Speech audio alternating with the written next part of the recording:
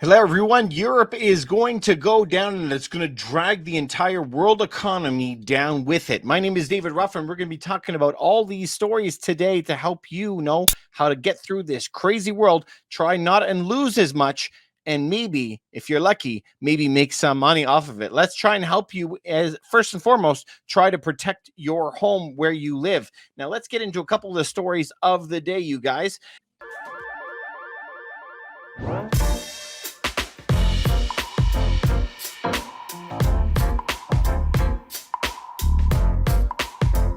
We're going to jump into the very first story that I have for you, and it's you really don't understand how bad it could get in Europe this year. Now, this is an article I want you to look at in fortune.com. If you continue down, I just highlighted a couple areas. You could look at this article later. A couple areas that I want you to pay attention to later on.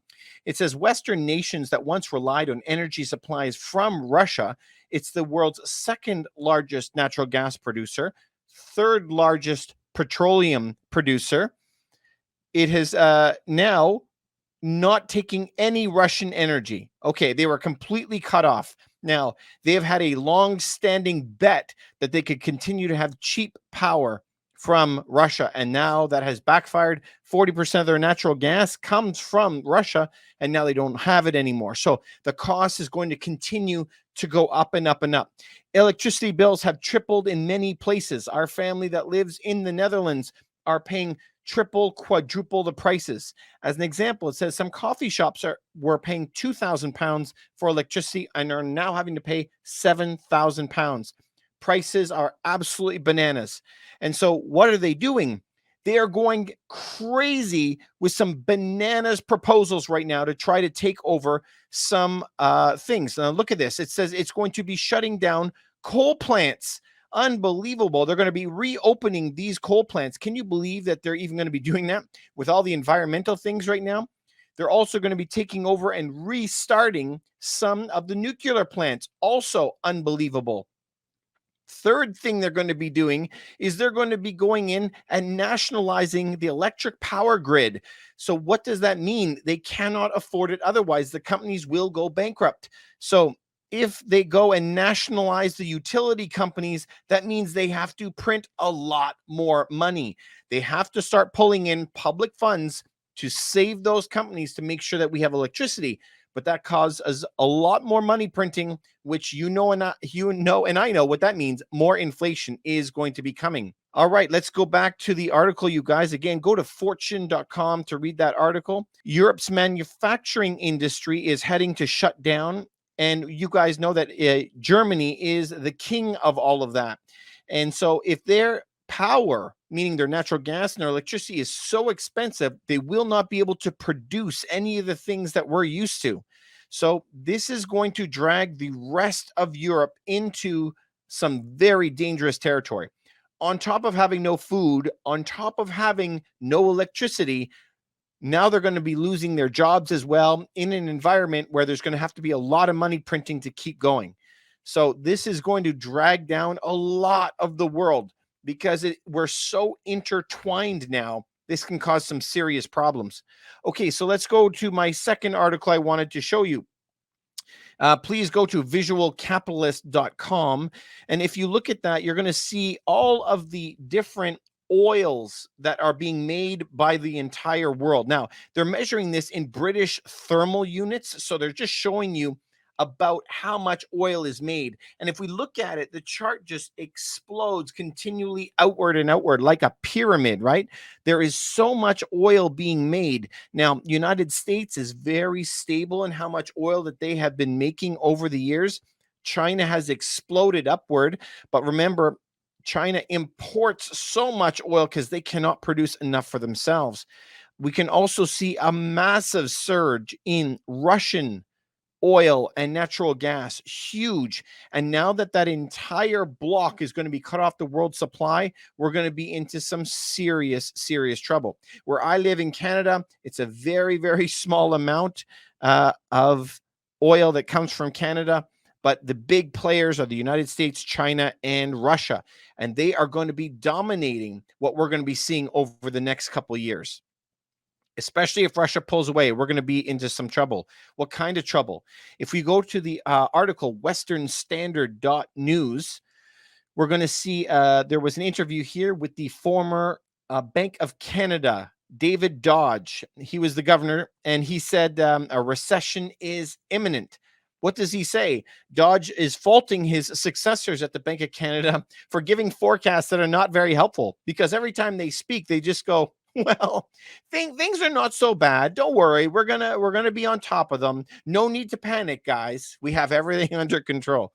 Okay, so he continues. National Bank yesterday faulted the bank, National Bank, faulted the Bank of Canada executives for giving bad advice. In the 2020, central banks, not only Canada, mentioned interest rates would remain low for a while. As a result, a lot of people bought homes on variable rates. Now, this is something that is kind of uniquely Canadian, you guys. Because in Canada, in Australia, have some of the most indebted, leveraged markets for real estate on the planet, and all of them are variable rates. Now, I live in Canada, so when we say a fixed rate mortgage, it generally means that we have a fixed rate for 3 years or 5 years. Imagine we're right close to the United States, where their most popular product is a 30-year fixed rate. So in Canada, no matter what, we're going to have to be refixing it every couple of years, right? 3 years, 5 years, 1 year, it really depends. But if we're having to refix those rates so many times, maybe it's not really as stable as you think. So all these people in the past several years that refinanced down to 1%, 2%, now when they go to refinance or renegotiate their mortgage back at a 7%, who knows where it's going to be, then that will bankrupt them. They will not be able to support those payments.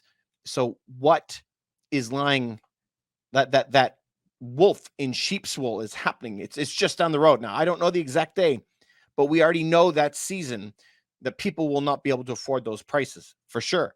So where is that going to leave us? In really bad spots. Now it's going to come to Australia and Canada first. Now let's continue with this standard.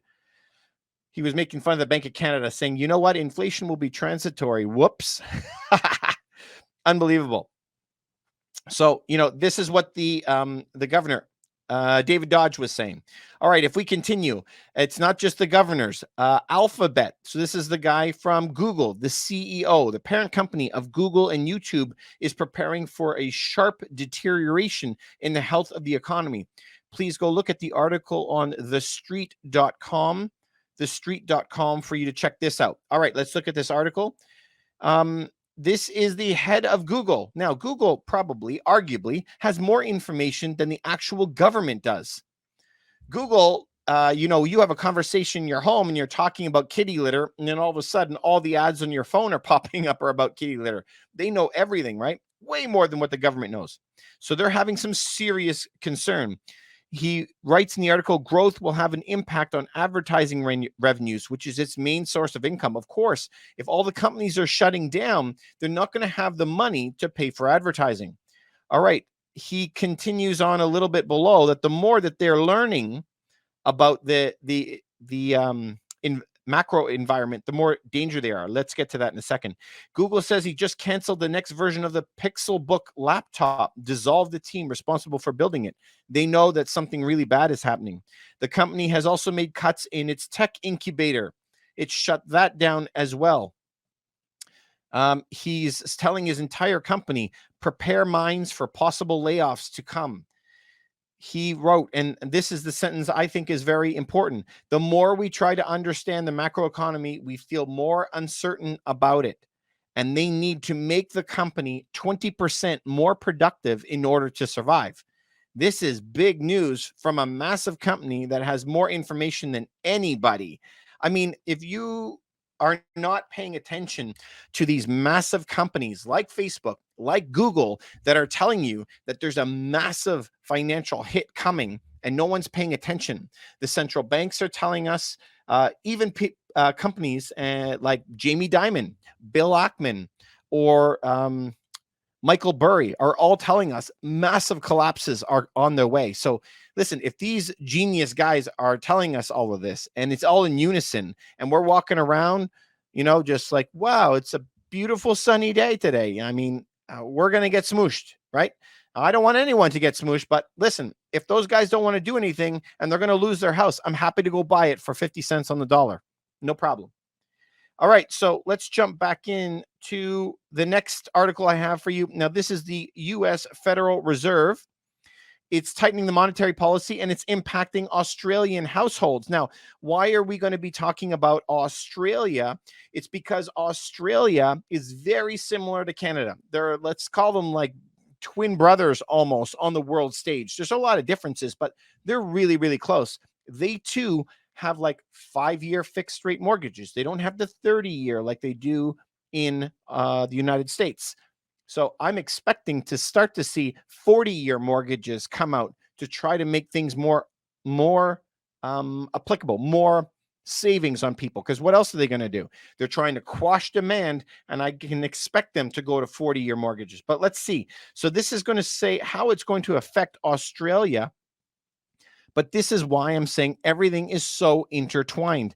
It says pressure on the Reserve Bank is growing because of the wider the interest rate differential or gap between the US and Australian dollar, the more downward pressure on the US dollar and the more upward pressure on inflation. Okay, so that sounds kind of complicated, right? Sounds very complicated, but listen, the banks love it when the interest rates go up because in their minds, right, they can pay more interest, they can afford it. It makes the dollar, the US dollar, more strong on the world stage. As the US dollar becomes stronger, that means all the other currencies are weaker.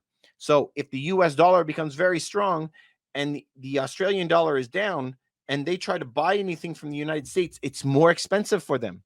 And it will keep on that separation. So when the US raises their interest rates, that's why Canada, Australia are trying to raise it with them to try to not get crushed by inflation, right? We're facing a lot of different fronts, right? This isn't like one military facing another one in an open field. We're getting attacked from a lot of different directions. And so Australia is the canary in the coal mine, very similar to what's going to be happening in Canada. But if we go to one of the, I think, dangerous suggestions is this one. Corporate greed, not wages, is behind inflation. It's time for price controls. Now, do you guys know what price controls is? Number one, price controls is when the government mandates a law saying that bread cannot cost more than $1.50 a loaf, period. Okay. The government sets the price. The price is what it is. Now, if you notice this article is written by an awesome dude, okay? His name is Robert Reich. Robert Reich was the Secretary of Labor for Bill Clinton. Remember good old Billy Boy back in the day? Amazing guy. He has a really couple good sets of videos, documentaries online where I think it was called Inequality for All. And they're talking about that bridge between the poor and the ultra rich. And when it gets very exasperated, like right to the very end, where there's only a few rich people and a huge poor class, most societies break apart. So most of his policies are to keep a robust middle class. But here's the problem with price controls. Just follow me through. Then we're going to get in the article, okay? Because this is what he's suggesting.